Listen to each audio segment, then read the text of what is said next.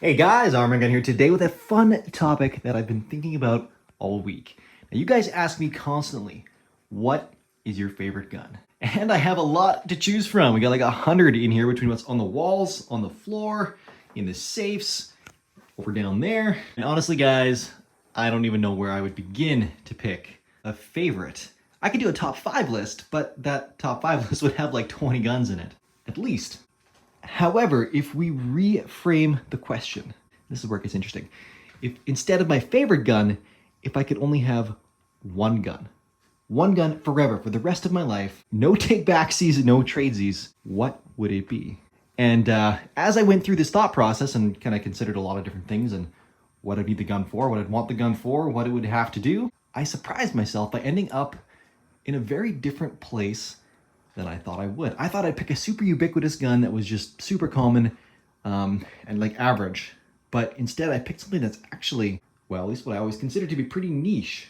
So anyways, I'll take you through my thought process. We'll have a little bit of fun. And I want you guys to think as well. Think now, right now, what would, just off the top of your head, what do you think your favorite, or you can pick your favorite gun too, but what would your one gun be? So think about that now. And then we'll go through the video here and my process of elimination, or how I ended up to where I am. And then through that process, you can do the same thing. Ask yourselves the same questions, and then if you want at the end, comment below what your gun is. Maybe what it was, if it changed, what it is now, and also for kicks, what your favorite is. All right, guys, let's get into it. Now, a while back, I did a video. This was just before the pandemic. The top 5 practical guns, and I thought that actually pertained quite well to the whole, issues we've dealt with the past 2 years. The video never really did that well, though. I wasn't super satisfied with it, but you know what? It was a fun video, and I still stand behind my choices. So obviously you have a handgun, you have a shotgun, something precision-like oriented, and maybe a couple SBRs. Because I'm a huge proponent of the practicality of a short barrel rifle. But that was 5 guns. I'm only taking 1. So obviously handgun, no. Too niche. Definitely has its place, definitely very useful, but when you think of a handgun, even as a sidearm for military, that thing almost never gets used. So why would that be the one gun I relied on? Next up, shotgun. Well, again, super ubiquitous, super handy, very useful, but again, super limiting as well. You've got basically no range with a shotgun, even if it's like a 30-inch barreled monstrosity. If I can only have one gun for the rest of my life, clay pigeons aren't really a factor. And as much as I love the fix, semi-autos are just too accurate nowadays. I wouldn't need to rely on a bolt gun to be more accurate than I am. I'm gonna be the limiting factor. So, well, I think the fix is an incredibly versatile and dual bolt gun, and it's great for hunting. It's sleek, it's slim, it's light. If I could only have one gun, it would have to be at least a semi-auto. And if it's gonna be a semi-automatic, 100% short barrel rifle. Now, this is where I'm gonna throw my own philosophy in there, but there's also gonna be some of your own geographical considerations to make. For example, if you're going to do an AR-15, well, this is a 20-inch barrel. I don't think I'm going to need to defeat armor at a distance with, the majority of my uses for this firearm. No, definitely not. If that was even a 1% consideration, which is probably fanciful at best, I still wouldn't pick it, because why would you carry around with you for the rest of your life a gun designed for the 1%, when you could easily streamline a bunch of this and have it apply to the rest, even 95% of instances. So now with that in mind, here's something a little more practical. We have a 13.9 in 5.56. 13.9 is still a ton of barrel length to get good velocity, good range out of that caliber. But honestly, 13.9 exists due to SBR laws. And with them out of the picture, my true favorite barrel length is 12.5. So if I were going to take an AR-15, that's probably what I would take. Good middle of the road, good compromise between handiness and flexibility with range of targets. But that's where your own geographical considerations come into play. Just like in how I said I wouldn't design a firearm around even 10% of possible uses. I'd base it around the 90% that I'm going to use it. So with that, I can determine, like in my area, I'm not going to need to take shots out past probably 300 or 400 yards in 90% of cases. So a 5.56, 12.5-inch barrel, that's going to be on the money. But that's not what I'm picking. What about the AK? Well, AK boys, I picked you guys in my little head-to-head if I had to choose an OG-ish. It's not the original Kalashnikov AK-47, but if I had to pick an OG pattern-ish of AK versus a retro AR, well, then I'm going to take the AK. But that's not where we are today. And I plan to do a full-length video on that as well, just to dive into that more because it was a popular short. But again, this is where geographical considerations come into play. Where do you live in the world? What's the ubiquitous firearm type where you live? Because that could play heavily into your decision. Whether it's ammo-based or parts commonality, or maybe you just like it more and that's fine too. What about power?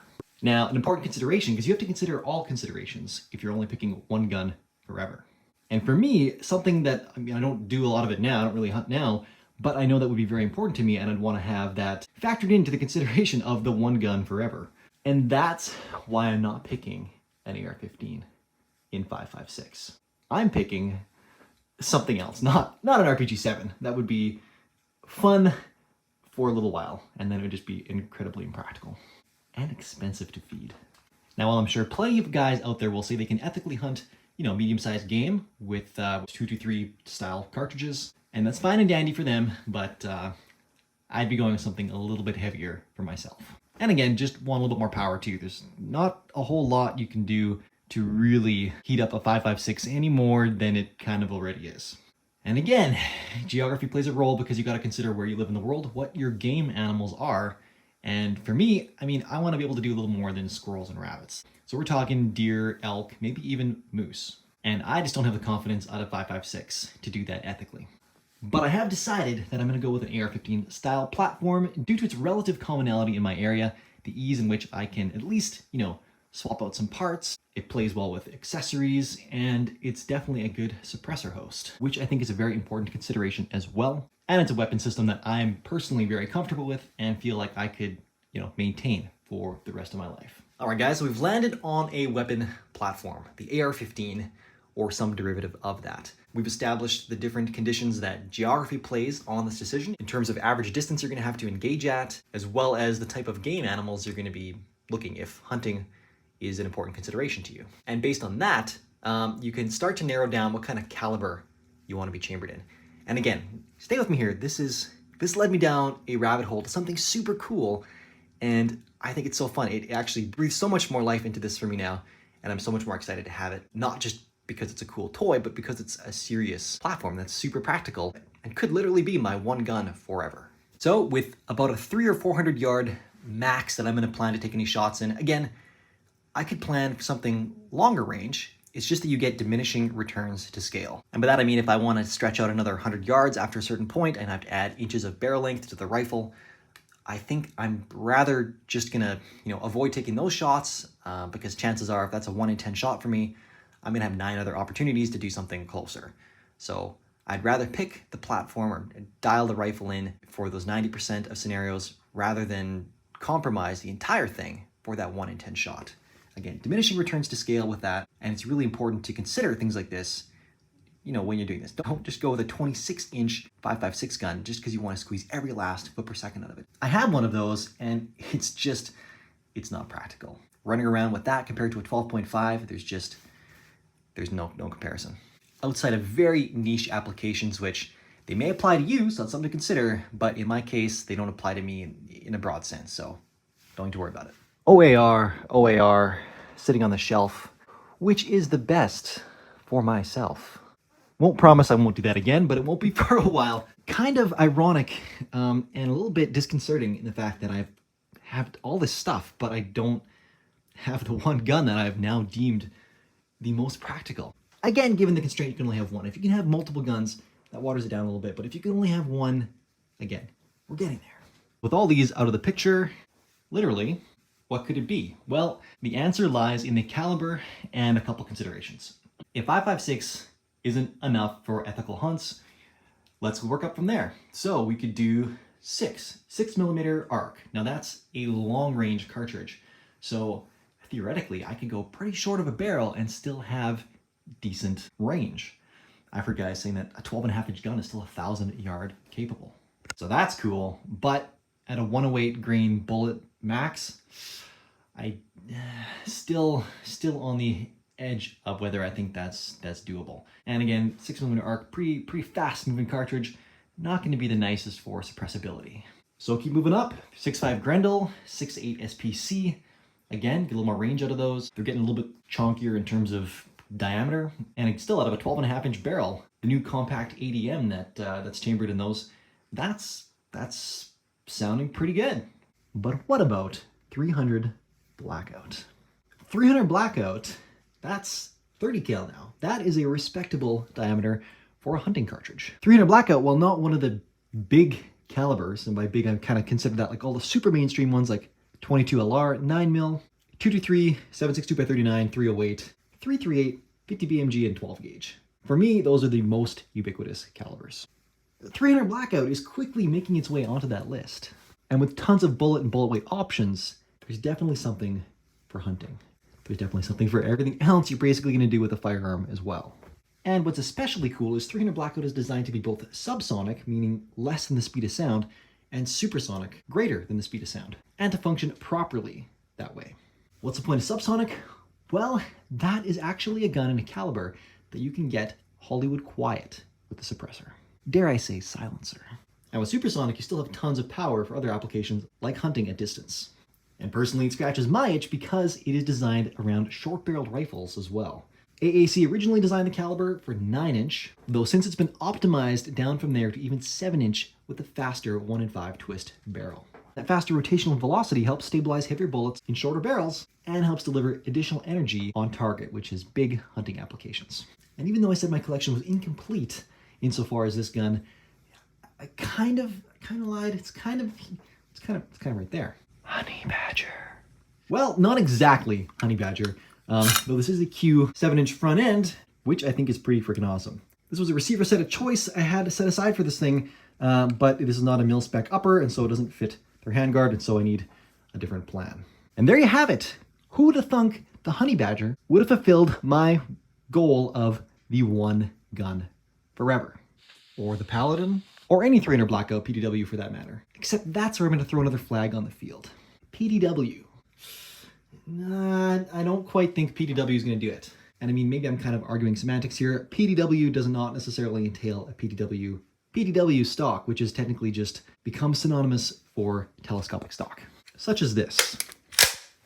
While these are great and all, if I have to have one stock forever, that, I don't know if that's really going to do it for me. I would sooner have something that folds, is a little more adjustable, and I can get a really good cheek weld on. Can't take this thing out and not do that. But the stock isn't the only bone I have to pick. 7-inch, I'm not 100% sold on. If I can only have one gun, maybe I'm willing to give an inch on this as well. I talked to a lot of industry buddies, Quinn at GQ, the dudes at Q, and a bunch of other solid guys in the industry who know their stuff, and 300 Blackout. Well, they generally agreed 7-inch was the Goldilocks of barrel lengths. Not too short, not too long. And I do like short.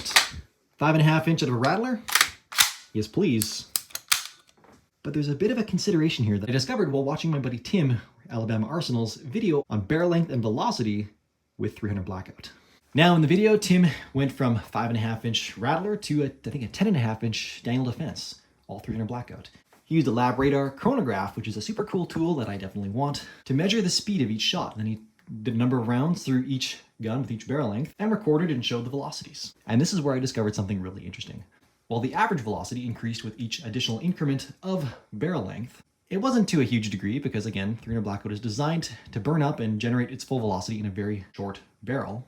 And what I noticed the biggest significance was that the average velocity changed the most between 5.5 inch, aka the Sig Rattler barrel, and 8 inch, the Minifix barrel. So, but then again, in his video, he only did subsonics. I talked to Tim and he's going to be doing super soon, and I'm super excited for the results.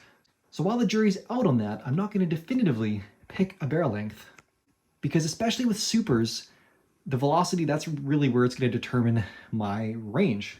And I do want to make sure I'm going to be confident within 300 yards for my pick.